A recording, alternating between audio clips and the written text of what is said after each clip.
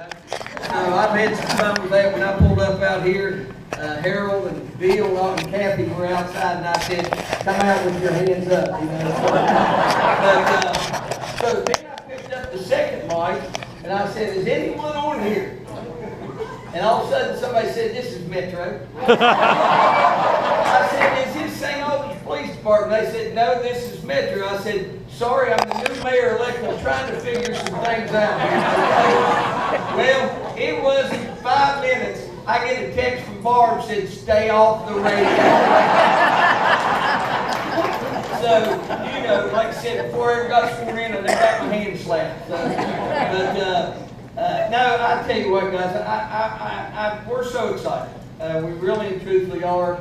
And who thought, if you know me the majority of my life, who would have thought 10, 20, 30 years ago I'd be standing up here as mayor of St. Albans? God does work in mysterious ways. There's no ifs, ands, or buts about that. But I am super excited. I'm excited about working with the city council and hit the ground running and get some things done. And just, you know, guys, when we finish up, all I want to hear is that St. Albans is a better place than when we took office. That's all I want to hear. And, you know, we were very overwhelmed and humbled and honored by the vote. We really and truthfully were. But the voters of St. Albans spoke, and they spoke for change. And for those of you that grabbed hold of that message, jump on board and enjoy the ride. There's going to be some ups and there's going to be some downs. For those of you that did not get the message, you're going to get left behind. So we're excited. Thank you all very, very much. And again, we appreciate everybody coming out, and God bless the great city of St. Albans. And I'll turn it back over to Jeff.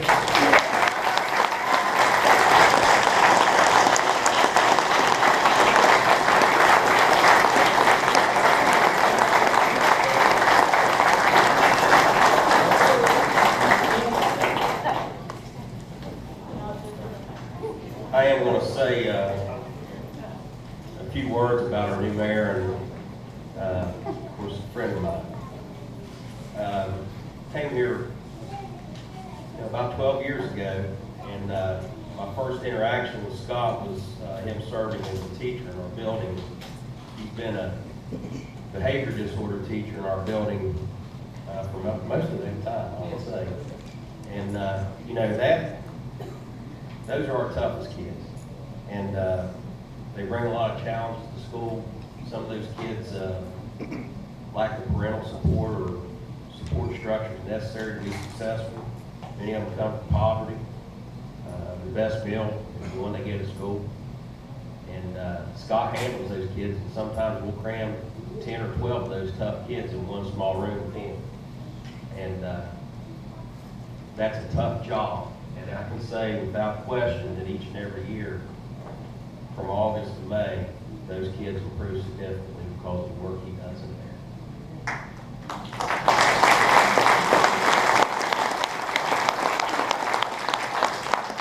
I, of course, later got to know Coach as coach, and as a coach of our, not only our girls, but other sports as well. But I'll talk a little bit about girls basketball. That, you know, when I got there, we weren't exactly very strong, and there were some tough years.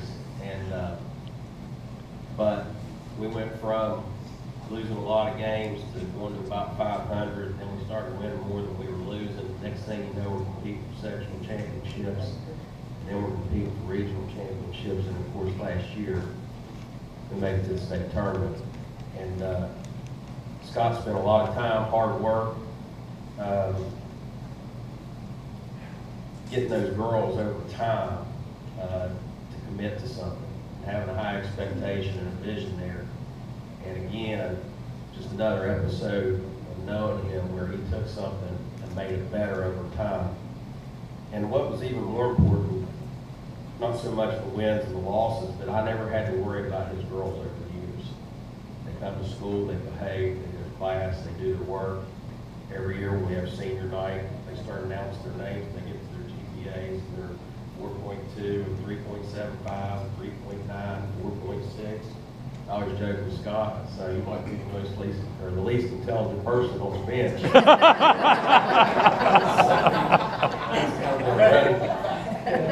kind of been a running joke over the years, but it was a testament to what his expectations were for those ladies as well. And then lastly, certainly not least, I've got to know him as a family man. Got to know his wife Becky, which I think the B in Becky stands for boss, I'm pretty sure. They have 3 wonderful children, 2 of which I was fortunate enough to have as students at St. Albans High School. Of course, I've been there for years as well. They have a granddaughter sitting here in the front row. It's grown too quickly, making me feel older. We got one on the way, I believe. And you know, it's hard to raise kids these days. I see 1,000 of them on 180 days a year, and I understand the difficulties that parents face. And for Scott and Becky to raise 3 wonderful children is again a testament to what they stand for. And I bring those 3 areas up: Scott's teaching, his coaching, and his job as a husband and father, because he's been successful in all 3. And the reason is because he has a good skill set. You know, he's a man who sets high expectations. He holds people accountable. He works hard. He believes in doing what's right by people, among others. But those things have been a driving force in his successes, and I think they will serve him well in this new role. Additionally, you'll be hard-pressed to find a person that loves their adores St. Albans the way he does. I can't imagine the hours I've lost listening to stories at school from Scott James about people and things that happen in St. Albans. So I certainly expect that these things will serve him well. Coach, I wish you, I guess I'll call you Mayor now, I wish you all the success as you move forward with this new endeavor. And I couldn't help but think of Noble yesterday. And I'm certain he's smiling down, he's proud of you, and I am too. So congratulations, Mayor St. Albans.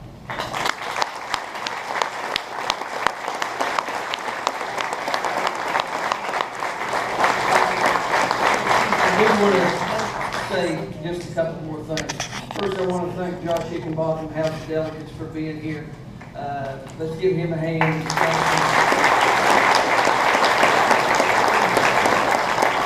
And I was going to come up at the end and I was going to talk about Noble. I'm glad Jeff mentioned him. Most of y'all know Noble Maddox. Noble and Sue were like second parents to me growing up. I remember when we were in high school on weekends, there'd be 20, 25, 30 of us hanging out in the Maddox household so we wouldn't be out running the streets. And they just were loved by so many, and are loved by so many people. And unfortunately, approximately 2 years ago, just shy of 2 years ago, Noble lost his battle with cancer. And he's the first one that really put in me about running for mayor. You know, Noble was very active in politics, in youth leagues, in just about anything that had to do with St. Albans. And part of my love, where I learned to love St. Albans, came from Noble and Sue. But in closing, if you call their cell phone to this day, all right, and Noble was hilarious when it came to cell phones. He was worse than me using all that technology. But if they don't pick, if Sue doesn't pick the phone up and you get the voicemail, he goes through everything about leaving a message and all this and that. And at the end, it still says, remember, vote Scott James for mayor. Thank you all very, very much. Guys, we got cookies and different things back there. I want to thank Jeff Kelly, Mark Sissons, all the council members for being here and their spouses, and all the guests. Thank you so very much. God, let's get excited about St. Albans.